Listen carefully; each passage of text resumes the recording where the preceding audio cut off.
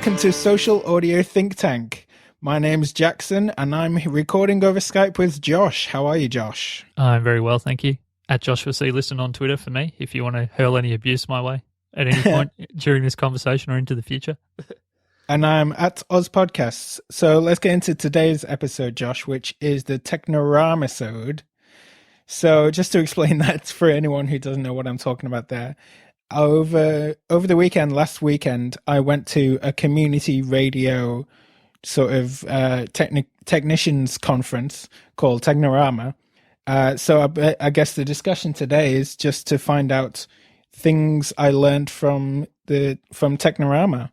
In particular for maybe more podcasters or podcasters that are looking to maybe syndicate onto radio or community radio, people looking to syndicate in podcasting. So are we cool to maybe refine that definition a little bit? Otherwise, I'm sure you could tell us about 30 million thousand things to do with radio that are exciting, but the audience might be like, what the F? So yeah, well, there was a lot of discussion of maybe broadcast frequencies and antennas and stuff like that I would think most people, to be honest, including myself, would have no idea what they're talking about. There were some discussions I was totally lost and didn't know what was going on. I don't know where to start, really. Okay, let's make it really simple. What were the three most exciting revelations you had on the weekend from the conference in relation to podcasting, or what could potentially be coming to podcasting from the radio world? Okay, that's interesting. I think the really exciting bit for me, it's sort of not the best answer, but I'll put this as number one because I really like it, is I was introduced to a piece of software, an app for the iPad, which was, I think it was Aurea by Wavelabs. I'll just have to check that while I'm talking about it.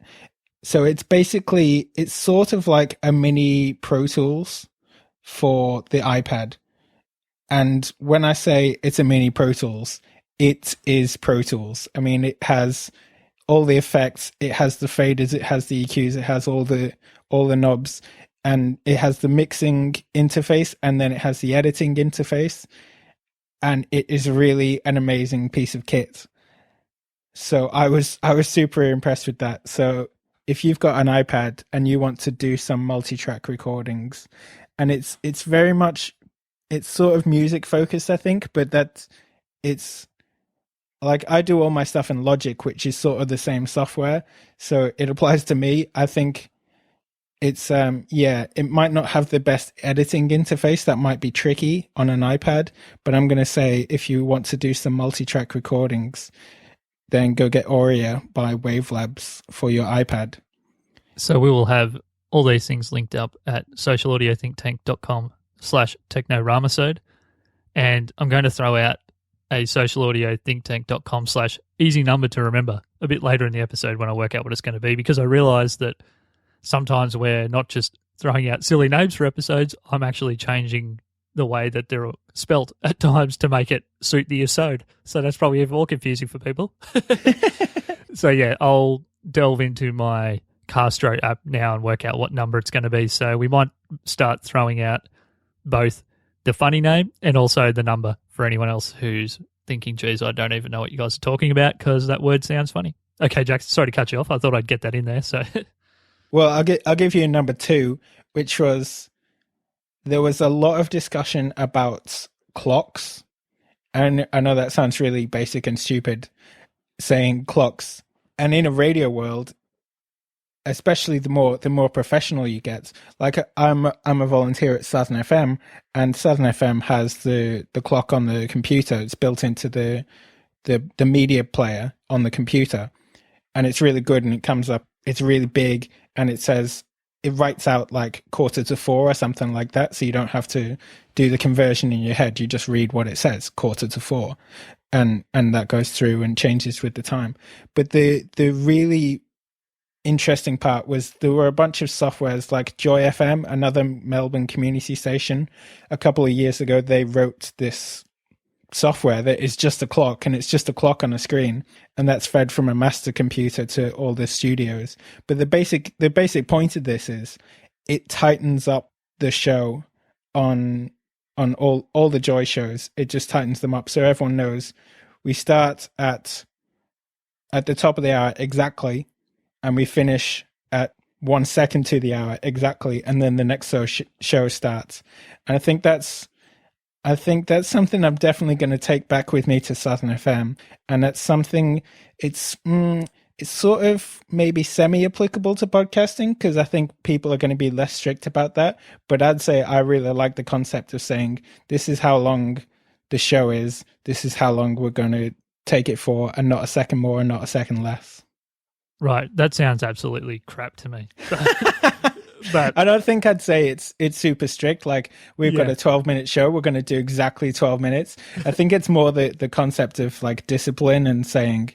Yeah, I get it, yeah. I was kind of only half serious. No, I understand. I think that something Adam Carolla said recently about podcasting, and he got a bit of pushback from his creative guys and his tech guys when he started asking them questions about, okay, what's better, a 5-hour show once a day, or a 1-hour show 3 times a week, or, you know, is it 70 minutes better than 90, or is 10 minutes better than an hour? And he initially got a bit of pushback from his own guys saying, hey, it's podcasting, who cares about that stuff? But he was like, well, the majority of the audience that sustains us, we don't want to be giving them too much or too little, so a ballpark is good. But what you do within that ballpark is completely up to you. And I think that some form of clock, or whatever the podcaster's version of that is, whether you say, okay, if our episodes are on the short end, 35 to 40 minutes, and if they're on the long end, 60 to 70, you're giving yourself at least half a show either way there that you can maybe move and not upset anyone too much. So, yeah, I do agree with you that maybe some shows could probably benefit from giving themselves a hard time limit, because they tend to waffle a lot because they know that there's a never-ending time limit. They're the sort of shows that I think that could really benefit. So what were you thinking as far as a clock for podcasting? Like, what could you use that would keep everyone, you know, on the clock, so to speak? I've sort of experimented with this before, because I like having a strict time limit on, especially some of my podcasts more than others, I suppose.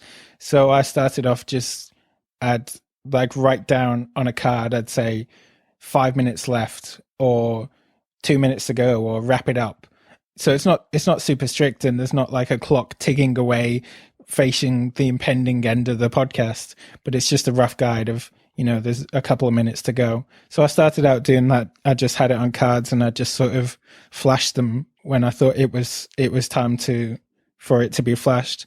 And then I upgraded, and I went and bought a second monitor for my laptop, so I could just sort of do the same thing on the laptop.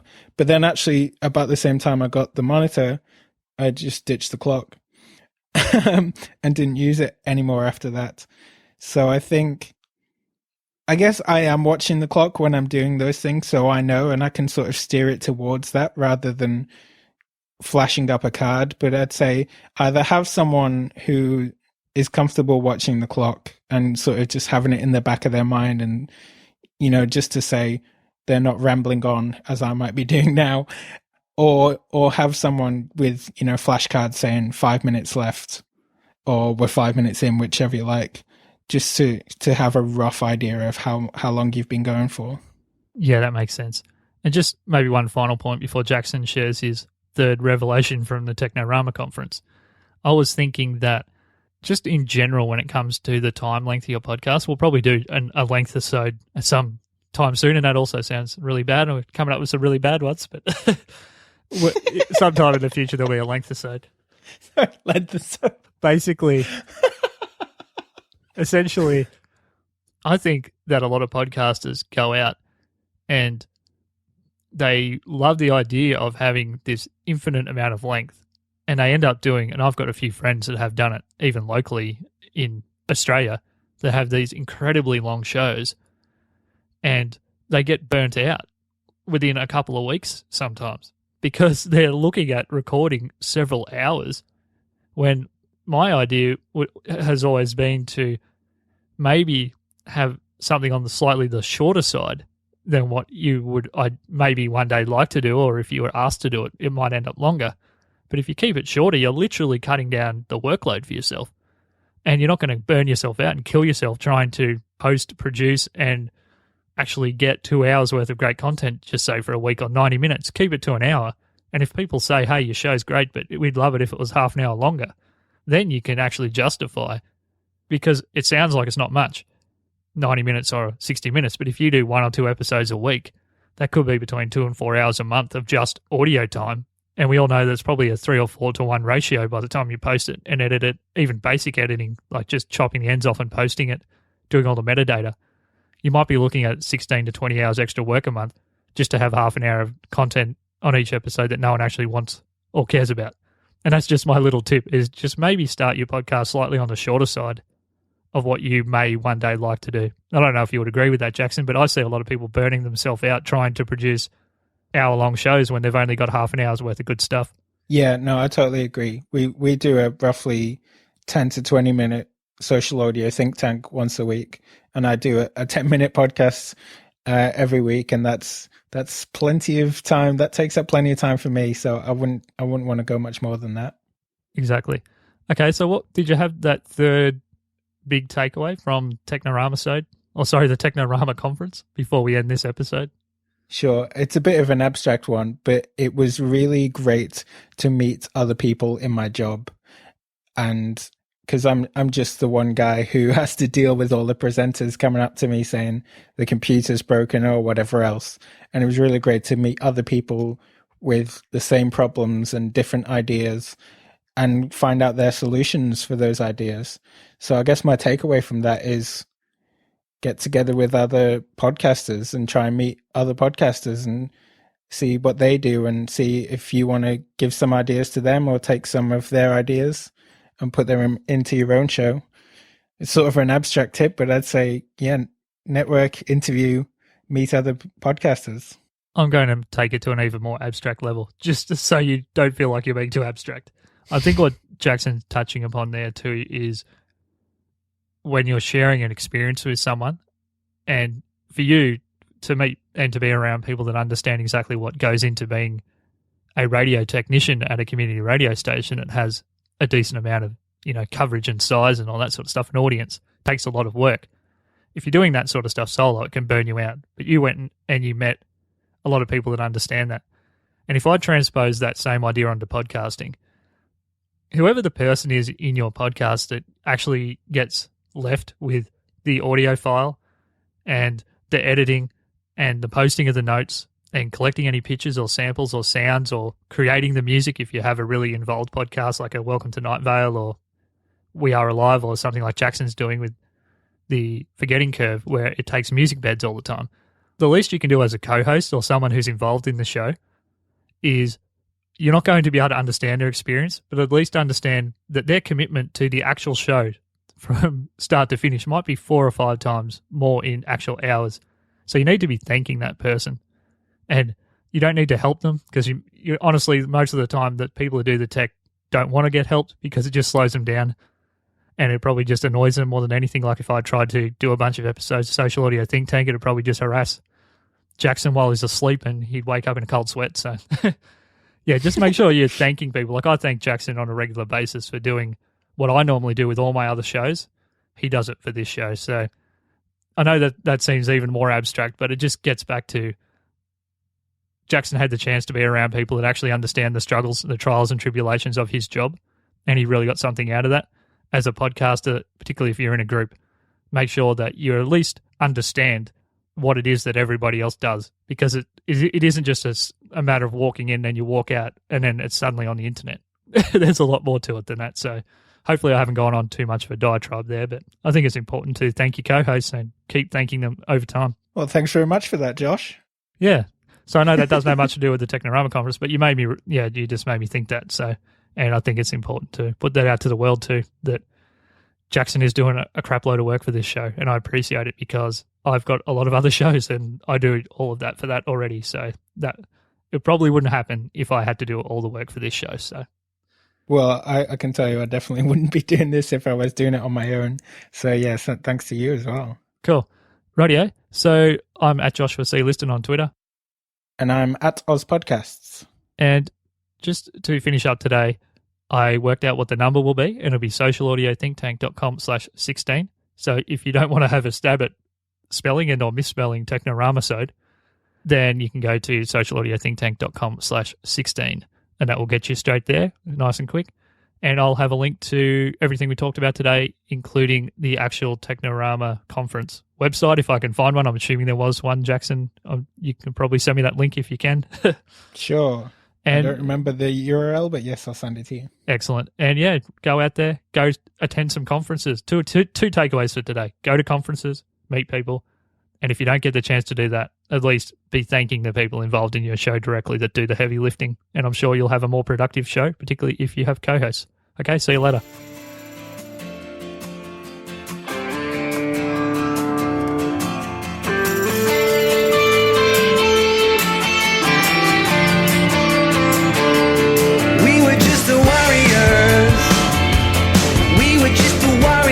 Home and away, fighting for a piece of you. Just a little moment slipping away. Listen to Australian podcasts. ozpodcasts.com.au